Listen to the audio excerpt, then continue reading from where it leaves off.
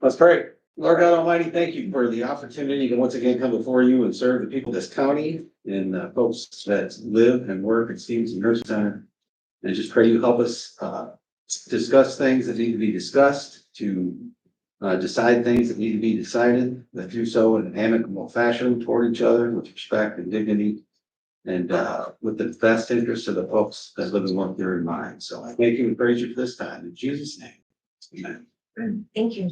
3.0 approval of this morning's agenda. Do I have a motion to approve? So move. By Mr. Whalen, do I have a second?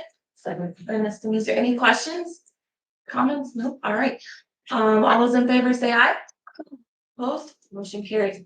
4.0 review and approval of meeting minutes from May 8th. Do I have a motion to approve? Motion to approve. By Mr. Meeser, do I have a second? By Mr. Whalen. Any discussion on the meeting minutes? Seeing none, all those in favor say aye. Aye. Opposed? Carries. 5.0 approval of claims totaling the cash requirements and manuals of $373,488.44. Do I have a motion to approve? So move. Mr. Whalen, do I have a second? Second. By Mr. Wood. Any questions, comments on claims? Seeing none, all those in favor say aye. Aye. Opposed? Motion carries. 6.0 public comments. You have 3 minutes and please state your name for record. If anybody knows any public comments. Okay. Seeing. Oh. Sorry, it takes me a little bit I was to just stand saying. up as a kid, really big, right? Plus you're also in the far back corner. You can come up here. Okay, how's everybody doing today? I'm Cody Dornis, from Ashley Council 31, our workers about 2399 at Walnut Acres. I'll kind of make this short and simple and straight to the point. We are against privatization. We are against the sale of the county home. And so far, nothing has been said, done, or seen in my experience or history that tells me privatization is better for the workers, the community, or the residents. So today, I know the big topic we're going to talk about is the potential bidder, the RFQ Serenity Estates. And some of our background, I'm just going to go ahead and read some of this that we've done. The buyer claims to have an extensive background in turnaround operation, regulatory compliance, except if you check on the federal government's website, both the nursing homes are rated much below average, and one is flagged for abuse. Is that really the direction we want to take this county home or the residents who live there? Serenity Estates, while it says it's being led by 2 individuals, if you kind of dig into there a little bit more, there is a real estate investment firm called Momentum Capital that seems to be riddled throughout Serenity Estates. I'm kind of confused with what the ties are there. But nursing homes and real estate and private equity investments tend to have worse quality care and worse patient outcomes. So I guess if we're going to get a presentation today, can we hear about that relationship with the private investment firm and how they play in day-to-day operations of Serenity, their goal for profit and more patient care? Can we also hear that they'll guarantee that profits will not come before resident care, which I think is the big issue we all seem to care about. Other counties recently sold their homes. I know I've spoken to some of you guys about this. Champaign County sold their home despite warnings from our union, and now that home is no longer there. Lake County sold their firm to a company with a real estate investment firm backing, and there has been nonstop trouble there as well. In DeKalb, they were going to sell their home, but their buyer backed out last minute because the state regulators didn't think they had character to acquire the nursing home. That county then had to sue that buyer to recoup some of that money and that loss. Given all these recent counties' experience, and I'd say even the past experience of this county, we really think it's a good idea for a sale of our county. If you look into the 2 different homes in Lincolnshire and Morris, in Lincolnshire is a 1-star nursing home, which has been cited for abuse according to Medicare.gov. In addition to its 1-star overall rating, the facility has a single star for health inspections and 2 stars for staffing, indicating that its health inspections and staffing are much below average and below the national average. In Morris, it's also a 1-star rating, but much below the average as of June 12th, 2025. They're between $8 and below average. I'll give credit where the RNs are a little bit better than the state national average. Not to cut you off. Thank you. No, That's it. all Thank you, guys. right, anybody else? All right, seeing none, moving on to reports to the committee. All right, so Mr. Marcos, you are up. Okay. As I present to the committee each month, starting with kind of a census breakdown for the previous month, in this case, now with us being in June, this being a review of May of 2025. The census at the beginning of June, at this point was 48. Included the average monthly census for what May was, highest census for the month of May as well. And then also average monthly census data for previous months, going back to November of this past year. Just to kind of give a basic breakdown of kind of where we've been and where we are at this point. Also a breakdown of the beginning of the new month census, as I reflected it being 48. And the breakdown, excuse me, of each individual payer source, whether that be a short-term or a long-term insurance coverage for those individuals when they were staying with us in starting in the month of June. Also included as I do total admissions for of May, total discharges as well, and then of course total hospital leaves, just to give that information as well. Also the same data for the previous year to kind of give a year-to-year comparison. Again, also total admissions, discharges, and hospital leaves for May of 2024. So again, still maintaining overall improvement, at least from the previous year, now also going into the new year. Looking at May as a whole, again, as far as general operations or departmental operations, going into now the warmer months, the facility is undertaking outings with the facility residents. They just took residents out to Walmart kind of on a shopping outing the other day, as far as those types of events and giving that, those residents that benefit, getting out of the building once in a while, as far as what that is. Also noting from accounts payable standpoint, obviously the claims as the committee approves each month, as far as what that is. Again, also still at this point maintaining, I would guess what I would call more of a targeted approach as far as claims that are paid from month to month. Remember, with the average revenue that's the facility brings in with the average census that we've had in recent months, that we obviously target those costs that have to come first. Those costs including payroll costs, which again run around 115,000 every 2 weeks, because every month obviously we have at least two payroll cycles we have to take into account for. Also county costs, including Social Security, IMRF, health insurance premiums, that sort of thing. So again, continuing commitment to the county, as which we're part of, as far as those costs that we incur, as far as our staff as a whole. And then basically what's left beyond that, we pay everything else that we can from month to month.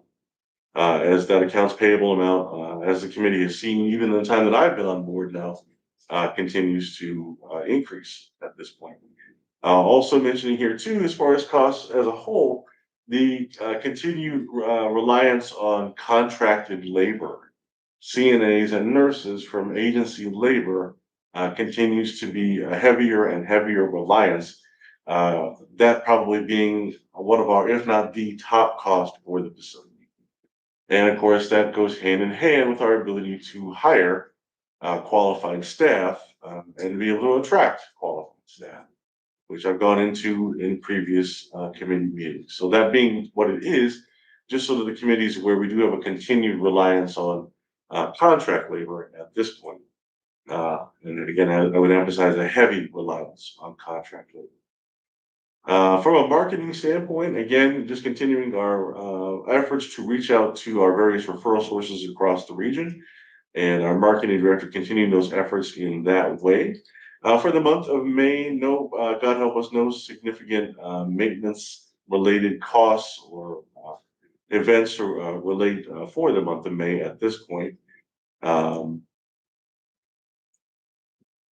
The other department heads, of course, have already submitted their reports, so those that do submit that information, and that's kind of where we stand at this point as a whole. maintaining now going through the month of May, now going into June, as well. So. Thank you. Does anybody have any questions for Marcos? Yes, Chairman, If no one does. it's not looking like it. Marcos, can you tell me what's being done to market to private pay residents? If we've been stuck at one for quite some time. So one of the difficulties with attracting private pay individuals is the rate, which is $327.06.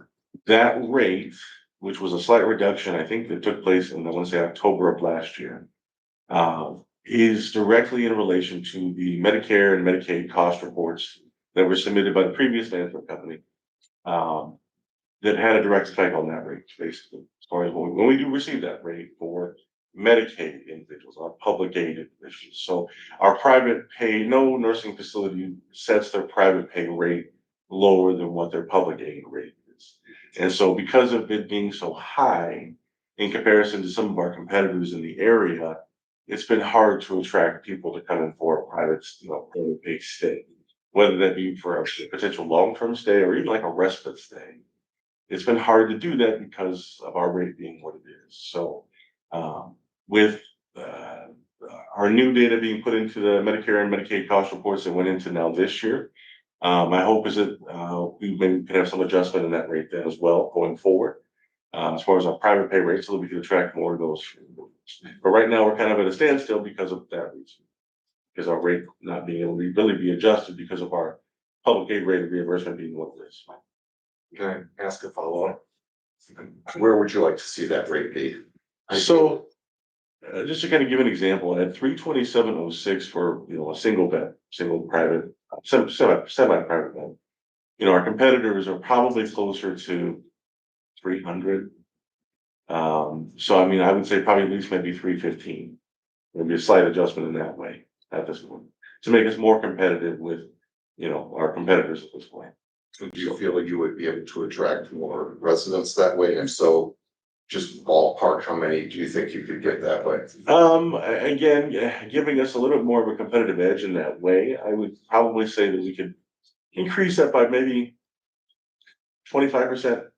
Not a significant increase, but again, looking at what we compete against already, that's not a bad place to start. Okay, so Thank you. All right. I have a question there. So are we coming along with the VA contract? What are we hearing from the folks up in Madison? well, Mr. Hadley, in all honesty, with as of late, or as of recent events, with the county government pursuing a possible change of ownership, I've kind of held back on those efforts just because if that were to actually take place, the VA would not really be, that would not encourage them to continue any sort of contractual agreement with the current arrangement as far as the current ownership, because if that ownership were to change, it wouldn't just be a sleight of hand changeover. They would have to go through a new negotiation process with a new owner, which would be an effort in itself. And that's what I was scared of too, when we went out to do this. Okay, thank you very much for that information. All right. Any more questions? Moving on, 7.2, Marcos, do you want to talk about matrix reports or any comments on it? Yes, actually. In discussions that the business office manager, Jennifer Alanis, at the facility and I have had with the newly contracted group, Quality Healthcare Resources, otherwise known as Matrix Care, or this part of Matrix Care that provides these services, they actually just gave us a significant update as far as any potentially written off amounts. The one attachment, which hopefully you guys did see, it did go through the reports that were sent. Let me pull that up here. So the PDF, there was one PDF document and the rest were spreadsheets. The one PDF document, however, if you take a look at that actually does give, at this point, to my understanding, a final breakdown of going from the efforts that were taken in February, March, April, and then now May, also including amounts to be written off. And they are actually done at this point. The two teams that were put into place when we started with this new company that they had available for us to make use of, the revenue cycle management team, which was the part of Quality Healthcare Resources that assisted us from month-to-month billing and collections, just going forward, January forward. And then also the accounts receivable cleanup team, which also was in place going January, or I should say December, and then 12 months back.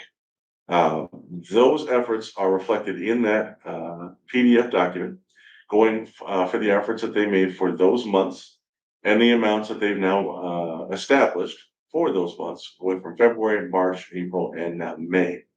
Those are the final amounts. Those are the amounts that they, after they've gone through all the claims that they've been able to go through, that they were contracted to review going backwards 12 months. Those are the amounts that they would ultimately submit to the committee and to the county board for approval, that they would then make adjustments in our accounts receivable as a whole, showing that those are written off amounts. So in the month of February, reflecting write-off amounts of approximately 14,000. In the month of March, written off amounts close to about 70,000. In April, it was close to 128,000, and in May now, approximately 117,000. So after their final review, which they did confirm with Jennifer and I this week, that they've now completed, going through all the claims that they were contracted to review, again going backwards 12 months, those are the amounts that they are now finished with. And beyond just the amount of write-offs, they've gone through literally everything going backwards for 12 months now as well. So as far as everything that you can see listed there on that report, those are the report listed as summary actions, adjustments, credit balances, payments to the facility, write-off amounts, transfers to co-insurance amounts, transfers to private pay amounts. They've, as I said, now gone through all of those going backwards for 12 months, going from February through now May, and have established those amounts for the committee and then for the county board as a whole to approve. So they are finished as far as the accounts receivable cleanup team for the 12 months they were contracted to review going back to this point. And that's what they've communicated to us. Mr. Ryan? So they only went back 12 months, not longer than that? Because there was a significant amount yet that was prior, was older than 12 months, if I remember the last AR report we got from the previous management company. Well, I wondered that as well, because a lot of these claims, if you look at the more detailed breakdown, which is beneath that, the action details, there are claims that are listed, like for example, the very first one was a hospice Medicaid claim going from May of 2022. Right. So that's obviously more than just 12 months. So that was. I think their intention was 12 months of effort. Yeah. As a whole, going backwards towards all of the aging at this point. So let me clarify, 12 months of, I guess maybe what their original picture was, but yes, they went beyond that. But at this point, and had made, adjustments of all kinds to every claim that they were able to review. And the summary efforts are at the very top there, as I said, that you can see. Do you know what the payment to quality is and transfer to private payer means? So transfer to private payers are amounts that had to be reassigned to private pay status. That then now they're through their collection efforts, that working with those individuals, those residents, those and their families to seek payment now through a private pay status, which was apparently never assigned to begin with. Payment to quality, however, would be they themselves, quality healthcare resources themselves, at the rate that they established when they came on board. So again, I think that's noted for, in this case, in April, and then now in May. Around a $15,000 amount for May, and then around 133, almost 134,000 amount in April for the work that they completed. But that is their overall breakdown for the work that was completed, now going backwards as well, as far as all the claims and aging that existed that they were able to review. Did they mention anything that stuck out to them when reviewing these claims as far as, obviously there's errors on virtually every claim, it looks like, or adjustments? Well, let's say that, just with regard to everything, we'll say, Yes, there were a lot of, loose ends that had to be tied up. There were a lot of, at least it appeared to them as if there were, claims that weren't really worked in the way that they should have, in the very beginning. Some of that was due to maybe previous efforts, we'll say. Some of it was also related to, some of it was related to maybe coordination with the facility. As far as, what we now have is like a monthly triple check process of all of our claims that we do, again, going forward. So yeah, there was some of that, to say the least, without going into more detail to, you know, speak on others' behalf, so. Can I have a follow-up? Sure. Do you feel more confident in knowing the claims process than previous to January? Very much so. These people, as I said in the beginning, and I think Jennifer was gonna come this morning, but she wasn't able to make it, but she would echo my same sentiments that these people, when they got on immediately. I mean, they tore into everything that they could in terms of every piece of information they could get their hands on in terms of accessing various insurance systems to be able to work these claims, to be able to, I mean, they have a whole team of people that, this is what they're dedicated to do. So yes, in my view, I've been very pleased with their efforts as far as, their ability to get us everything that we were owed, as far as these past claims. Now, keep in mind, as they said when they first came on board and presented to the county board, that a lot of the claims that existed, unfortunately, we wouldn't be able to do much with just simply because of timely filing concerns. And obviously some of that was reflected. But again, I do feel that they were able to make a difference, that they were able to make the most of what they had, and get us as much as they could in the end. And now also being able to, ultimately bring our, AR current, based on their findings. And so we can hopefully try to move forward now in a better way. And of course, I think we are, and I think they're working with them as far as our, monthly review process, which we're still smoothing out some of their process as far as what they need us to do. But we're on much better footing now, in my opinion. So do you believe now that we're contracted with Matrix, the charge-offs, for lack of a better term, will be less going forward? As far as, you mean, as far as like past amounts or? Correct. Yes, Okay. yes, because I mean, yeah, that's what I'll say. All right. Any more questions on Matrix, Karen, and reports? I would just add a comment. I appreciate, once again, pass this on to them, the amount of detail we get from them is fantastic. Much more than what we were in, so I appreciate that. All right, 7.3 was review of the monthly revenue and expense report. This is something that I've asked to be added with Adrian, the finance director, sends out, and this is just strictly the nursing homes report. So if you have any questions, please feel free to reach out to her. 8.0 is approval of bid for the purchase of the Stephenson Nursing Walnut Acres. And I think we have representatives from somewhere here to come up and. You can come over here. Or, sorry. Sorry. Want us to stand? Okay, stand that side. Thank you. Thank you for joining us. So the floor is your guys. Wonderful. Good morning, everyone. My name is Jennifer Darty. I'm a licensed nurse and a healthcare executive. I'm also a doctorate in strategic management with a focus on business. I'm the managing partner of Serenity Estates solely with John Coglianese, who's also a registered nurse and a licensed nursing home administrator. Together, John and I bring over 50 years of experience in managing and turning around nursing homes that have faced tough times. We're here today because we believe in this building, in this community, and what this facility can mean and be for Stephenson County. We don't view this as an opportunity or just a transaction. We view this as a partnership with people of Freeport and the surrounding communities. We understand the responsibility that comes with being stewards of a county-owned nursing home, as we've heard about earlier today, and we're ready to step up. So who are we, Serenity Estates? We are a company that steps in when nursing homes are struggling, primarily financially, also compliance, as my partner John will speak to here soon. We bring in a full team to help stabilize buildings, support staff, financial staff, and we make sure that residents get exceptional care, which is what they deserve. John and I have spent our careers working in skilled nursing, from the floor to the front office. We've worn the scrubs and we've managed payrolls. We've met with families and staff in their hardest moments. And we've helped rebuild communities where hope was fading. Our team has worked all over the country, helping facilities like this one not only survive, but succeed. We've stepped into buildings where staff hadn't been paid, where residents were afraid of closure, and where vendors had stopped showing up entirely. We've put in the work to bring those buildings back, rebuild trust, and make them stable and community-centered once again. So Serenity Estates specializes in skilled nursing recovery.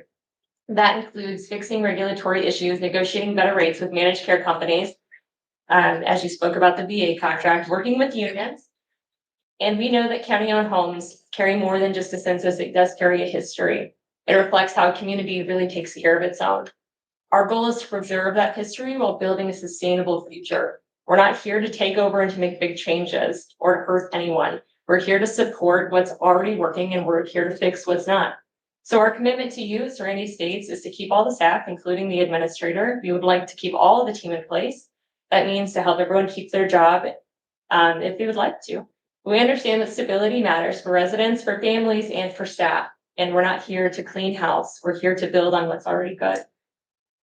Our second point is we want to keep every bed open, certified. So every bed would stay certified for both Medicare and Medicaid. That means seniors needing short-term rehab can stay close to home. Long-term residents who rely on Medicaid will always have a place at our community. No bed will be privatized or removed, which allows access to local access and inclusive access. Number three, we want to bring real financial stability. We have capital reserves to deal with tough months and to invest in what's needed. You won't see missed payrolls, frozen hiring, or last-minute cuts. You'll see planning, accountability, investment.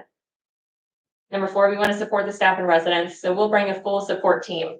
Nurses, billing experts, admission help, regulatory professionals, and clinical specialists to support care. We also train, mentor, and empower leadership so that everyone's set up for success. Number five, we want to listen to the community. We will show up, be present, and listen. It's not about a corporate control from far away. It's about local people helping local residents. We plan to have regular check-ins, town halls, and an open door policy for concerns, ideas, and partnership. This building doesn't need to be sold to a big corporation that will cut costs and lose sight of care. I want to speak about a recent project, our Morris facility. So I want to just bring up real data about a real facility in Morris, Illinois that we spoke about earlier. When we arrived, staff were not getting paid. In fact, they were 2 payrolls behind. The city had placed liens on the building. Vendors completely stopped showing up and delivering supplies, and families would not bring loved ones to this community. It was a crisis. But what we did in 6 months was that we paid all outstanding payroll and brought current on all the utility bills. We developed a real working budget and trained the leadership team how to use it. We reestablished contracts, again, such as VA contracts with vendors and supplies and services so that they resumed immediately. We hired a new director of nursing and brought in clinical support education. We enhanced the clinical care and programming by providing care for trach, dialysis, wound care, and much more. And again, we renegotiated insurance contracts to get better facility rates. And in community-friendly terms, here's what that meant. The facility's income nearly doubled. The number of residents with private insurance grew almost 20 times. The building went from losing $70,000 a month to earning nearly $200,000 a month. And the percentage of residents needing to go back to the hospital dropped dramatically, showing that care was improving. It dropped dramatically to 3%. And it wasn't luck, it was leadership, backed by real experience, a strong team, and a deep belief in the mission of long-term care.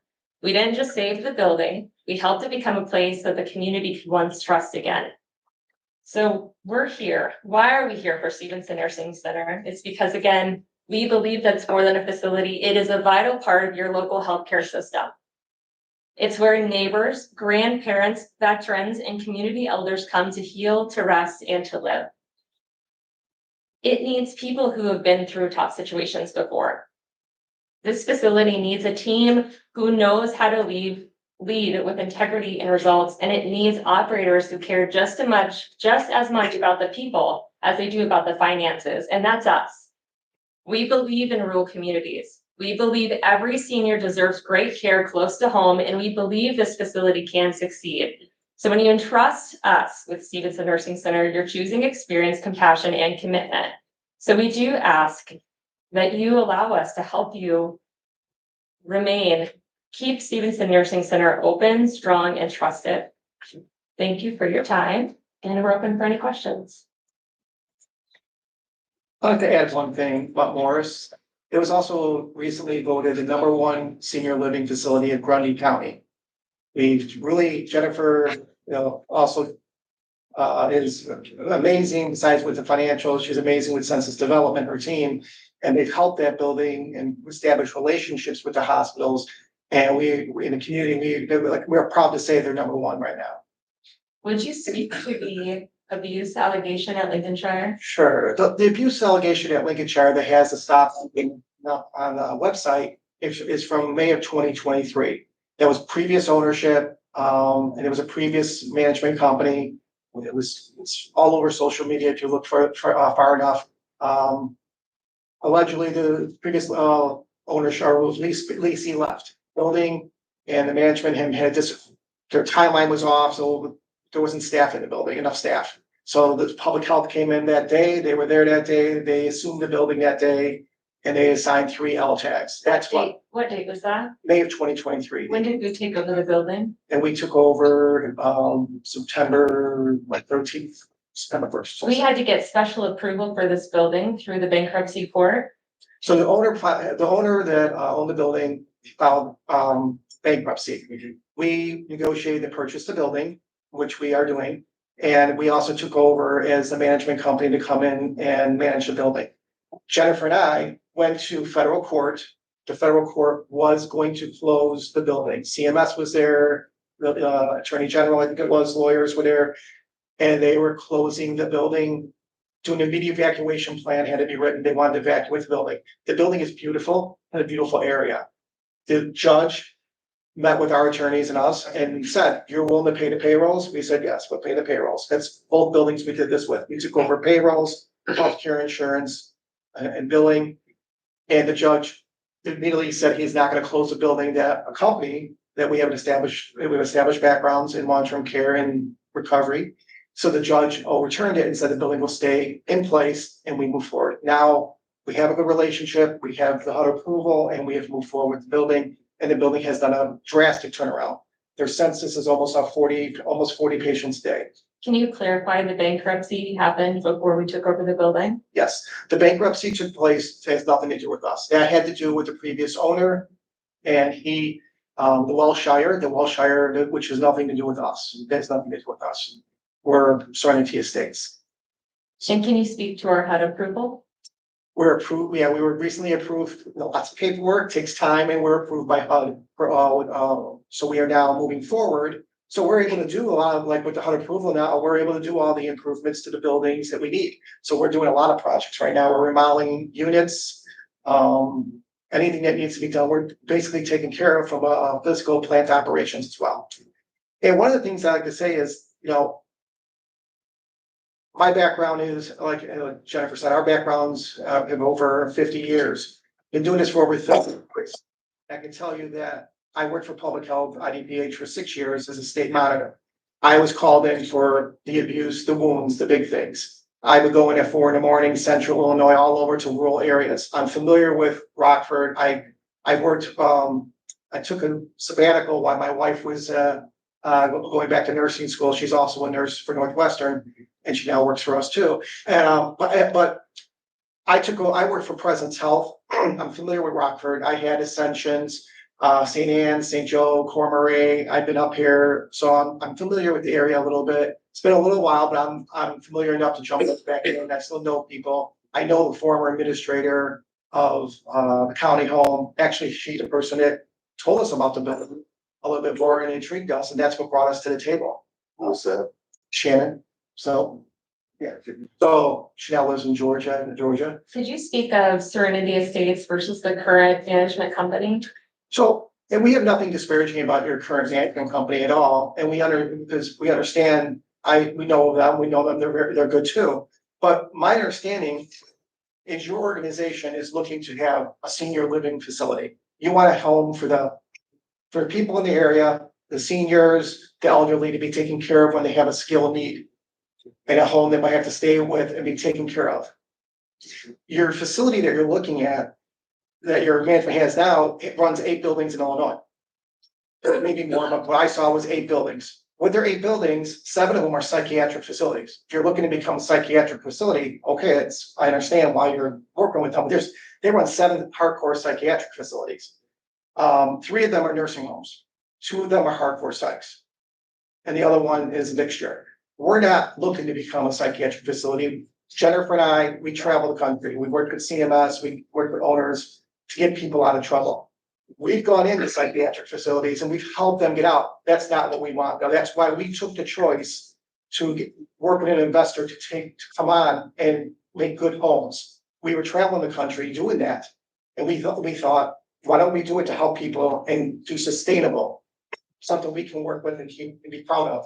So again, we're not saying anything disparaging about the current company you have, but I'm hearing people, I've been on the website. I think I talked to somebody on the phone, a couple of that has some concerns. And I'm listening to people. When we listen to people, you guys sound like you want a nursing home to take care of your residents that live in the area, a senior home that has someone falls and breaks their hip, someone has Alzheimer's dementia, someone that's going to be here for a while and needs a place to go. That's what we do. We're not looking for the crystal meth. We're not looking for psych. We're not looking for schizophrenia. That's there's other people out there that do that. And God bless they do it.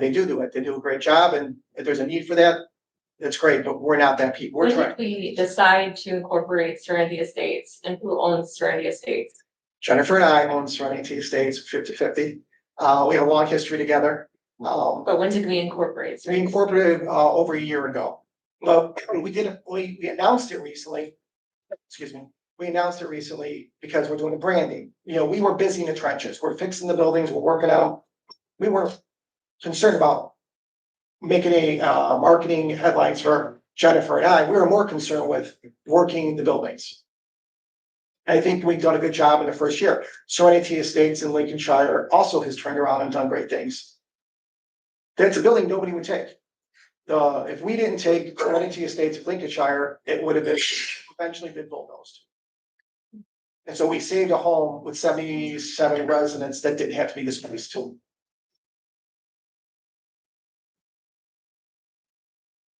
Thank you. Any questions? Getting with Lincolnshire, I was looking on the website here, I've seen that there was hit with a lot of violation, pretty heavy fines. That's from the L tags back into May of 2023. We have not had a significant There was fines. some even after 23 too. The significant fines were back for the May of 2023 Ls. Every building in a nursing home, it doesn't matter if you're the best or the worst, residents fall. The biggest risk, and we work on as a team, my clinical team is working on, is falls and wounds. Those are the biggest things we have to work on. We're working every day on that. And we brought in staff for that reason, like at a higher level to go in buildings and train, not stop, and to be doing rounds. Because every building will have a fall, unfortunately, Could you because also speak to how the star rating comes about and the point system and how long it takes for those points to fall off? so it takes quarters. That's not 1 year, or it's gonna take, what am I even, 6 quarters, I think it takes. For the point? For the point system, so the L tags will be coming off soon, so we're very happy at Lincolnshire. Those tags, those points will be coming off on the next survey. So we're convinced our building stars will go up there. And we also hired a great reimbursement lady, a colleague of ours that worked with us before. She also worked with the current management company, and she worked the Stephenson County building as the MDS nurse. And we've known her for 30 years, and she's a high valuable player, and she's coming on now, and she'll be working the reimbursement and the MDS to make sure we're all compliant. So the MDS, when the submission is done, we won't have concerns. That's what she does. That's her specialty, and she's amazing. And she'll be working at the star ratings, and she'll be doing the quality measures on a regular basis. She has weekly meetings with each building. Yes, couple things. I want to address the question of Georgia first.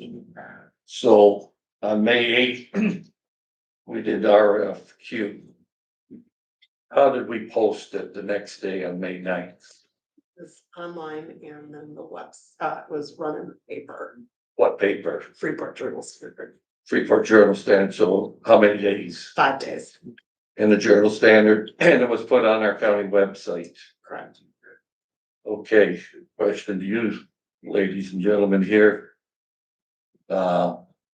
May 9th, there was a law firm, day right after. How did you find out about our RFQ so quick? We were told about the Freeport building prior to anything, Who told you about the Freeport building? as John already spoke to. Shannon, So, who? Shannon Sell. She was Harris when she was She was here. Harris. Oh, Harris, yes, Former that's right. administrator. Oh, so she told you about this being up for sale then? She called us, yes, and she's worked with me before when, with the Presence and Ascensions, and she thought with our backgrounds, it was a perfect fit. She ran the building, she knew it, and she knows us. What I'm not happy with is we only get one bidder. We should have probably advertised in something that where all nursing homes would get to see that this was for sale. You get one bid for 1.5. And my next question to you is, I'm looking here, accounts receivable buyer to retain the ARs. That means, the day that let's say you start September 1st, you're gonna retain any ARs from the bank, correct? 3 months back, so. Ladies and gentlemen, that could be anywhere from 1.2 to 1.5 account receivables that we should be getting because we were running the nursing home at that time. And they're giving us 1.5 million in cash. And I believe our debt is about $1.5 million. What we're gonna be doing here is that we're gonna take that $1.5 million and pay our debt off and not have nothing. Like, we didn't get nothing for the nursing home, and they're gonna get the ARs, so. Really, the ARs is gonna pay for the nursing home for them, so. That's a financial assumption that we don't have the information to, because of course, we don't have any AR information. We haven't seen anything, so that's a financial assumption that I can't make. I can't speak to if that's correct or not. That is a normal LOI that we utilize. That's our attorney that works for us. So that's just our normal scope of LOIs that we put in there. However, it would also, I would like to say that it sounds like you didn't have a great billing process. It sounds like you've made some stuff. There's a lot of work that goes into billing old AR. If you have something that's years old, it's not that Jen Darty can easily go and submit it and get paid. There's an entire team that has to try to go and establish that. We are also making a financial assumption, as you are as well, that we're going to see some liabilities that we're gonna have to pick up on. We would, as we proposed, we would walk in immediately and fund liabilities and payroll and take that straight off of the county. But I can't speak to the figures that you're presenting because I don't have those records in front of me. I'd like to, but I don't. So they're on our county website, you can see what we've taken in on our county, don't you look at that kind of Just a normal AR report that I would pull, like an AR aging report, that would, like, I'm looking. 1,000, and then 30, it would go down to 250,000. I think if we want to be really serious about our county nursing home, we should be able to let the citizens of Stephenson County know that we're doing a good job by looking at any type of proposals, by just taking one proposal and shoving it through today and go to the county board. It is not good